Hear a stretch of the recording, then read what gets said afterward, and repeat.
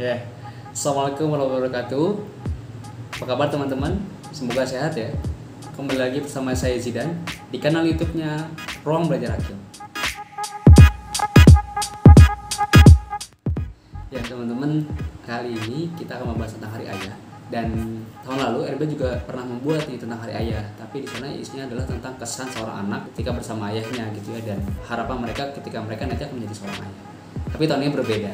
Nah, kita akan membahas tentang peran ayah dalam mendidik anaknya gitu ya. Nah, ini bersama nama 3 ayah gitu ya. Mungkin kita bisa kenalan dulu.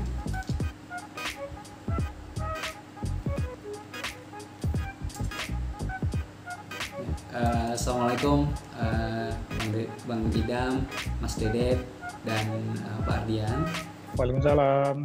Waalaikumsalam. Waalaikumsalam warahmatullahi wabarakatuh. Ya. Nah, jadi Mas Dedet, Bang Idam, dan Pak Ardian, kali ini kita akan membahas tentang Hari Ayah, di mana isinya adalah tentang peran seorang ayah dalam mendidik anak gitu ya. Terutama nanti membahasnya di masa pandemi nih, mungkin ada cerita-cerita menarik. Kapan peringatan Hari Ayah? Jujur belum tahu sih. Itu tepatnya kapan belum tahu. Jadi tapi kalau aku sih nangkepnya gini. Hari Ayah kan berarti ada kayak simbol ya. Ada Hari Ibu, ada Hari Ayah. Apa makna peringatan Hari Ayah? Dengan Hari Ayah ini kita disuruh untuk mengingat peran sebagai ayah nih, gitu. Terutama kita kalau dalam hidup kan kita perannya macam-macam nih Mas. Peran sebagai ayah, peran sebagai suami, peran sebagai orang kantoran, karyawan, peran sebagai bos, macam-macam tuh. Nah, di hari ini biasanya ya untuk mengingatkan kembali peran kita sebagai ayah nih, ayah dari anak-anak kita. Gitu. Menurutku spesialkan satu hari untuk itu kayak apa ya, kayak agak percuma juga sebenarnya, karena dalam peran menjadi orang tua itu yang lebih diutamakan harusnya anak sih. Jadi kalau aku lebih suka merayakan hari anak sih daripada hari ayah. Karena fokusnya di keluarga harusnya juga di anak loh, bukan di ayah, bukan di ibu lagi sih. Apa aktivitas belajar bersama anak sebelum pandemi?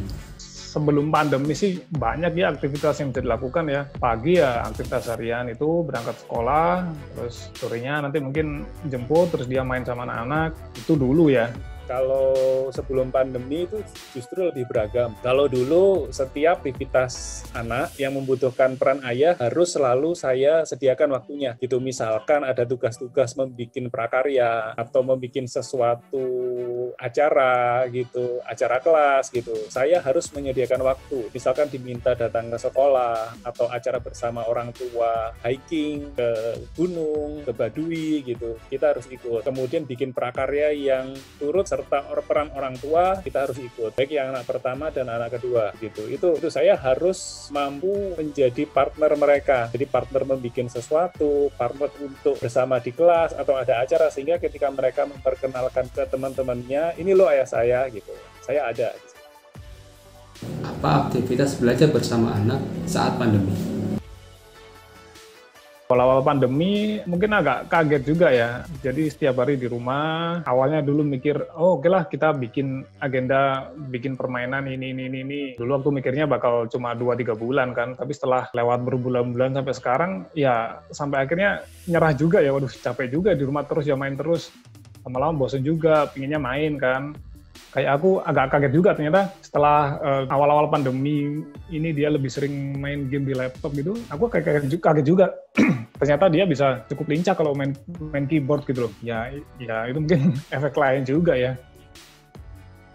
Kalau sebelumnya kan isunya adalah kapan sih ketemu sama anak gitu, kok ke kantor mulu gitu, paling weekend gitu kan, sehingga di sela-sela waktu sibuknya gitu diusahakan untuk bertemu dengan anak gitu. Nah sementara ini kan setiap hari ketemu nih gitu. Nah ini gimana kita bisa berpartner dengan mereka gitu. Jadi misalkan lihat YouTube apa sih gitu, lihat film apa sih, lihat film bareng yuk gitu, lagi ikut Korea apa sih, siapa sih artisnya gitu. Jadi berkomunikasi di situ.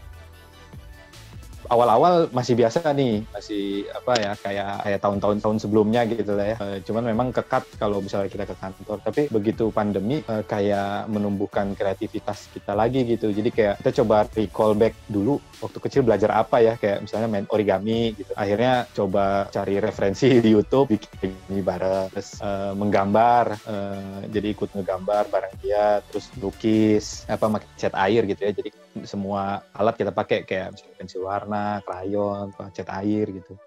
Kesan selama menjalani peran sebagai ayah. Kesannya ya, ya kalau simpelnya sih nano-nano ya, campur aduk gitu. Jadi abstrak, nggak bisa digambarin. Cuman ya ada bersyukurnya, ada juga bersabarnya gitu. Karena jujur jadi orang tua itu mudah, tapi menjalankan peran sebagai orang tua itu yang nggak mudah. Itu yang banyak banget tantangan. Pesan untuk generasi saat ini yang akan menjadi seorang ayah. Nanti kalau sudah jadi orang tua, yang harus menjadi fokus itu adalah anak. Memang kalian mungkin nanti bisa punya waktu untuk me time, untuk memanjakan diri, tapi tetap yang diutamakan adalah anak. Karena gimana ya, anak ini masih belum, ibarat adonan itu kan belum jadi kan ya. Kalau kita lebih sering meninggalkan untuk menyenangkan diri sendiri aja, nanti jadinya nggak enak kan, gimana kan, nggak kayak nyeselnya di belakang gitu loh. Ini itu sama terkait, Mas, bayangkan sekarang, generasi sekarang itu berbeda dengan generasi saya, gitu. Generasi sekarang semuanya serba mudah, gitu. Sehingga mereka mungkin akan lupa dengan proses. Mungkin nanti,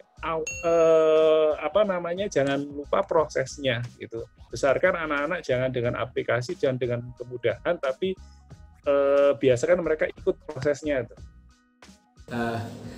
Menarik sekali ya penyampaiannya, gitu ya. Dan saya belajar satu hal. Mungkin yang kita tahu kadang ayah cuek gitu. Tetapi dengan cerita tadi akhirnya memberitahu kepada saya bahwa ternyata ayah juga berusaha dan belajar untuk mendampingi pertumbuh kembangan anaknya gitu. Nah, untuk teman-teman juga yang akan menjadi seorang ayah bisa mempersiapkan diri nih. Apa-apa saja perlu dipersiapkan nanti ketika menjalankan peran sebagai ayah. Gitu. Nah, sepertinya cukup untuk vlog Hari Ayah kali ini. Semoga teman-teman bisa belajar dari apa yang telah disampaikan. Terima kasih juga kepada Mas Dedet, Bang Idem, dan Pak Dian. Mohon maaf sudah mengganggu waktunya. Saya pamit undur diri. Barakallahu fikum. Wassalamualaikum warahmatullahi wabarakatuh.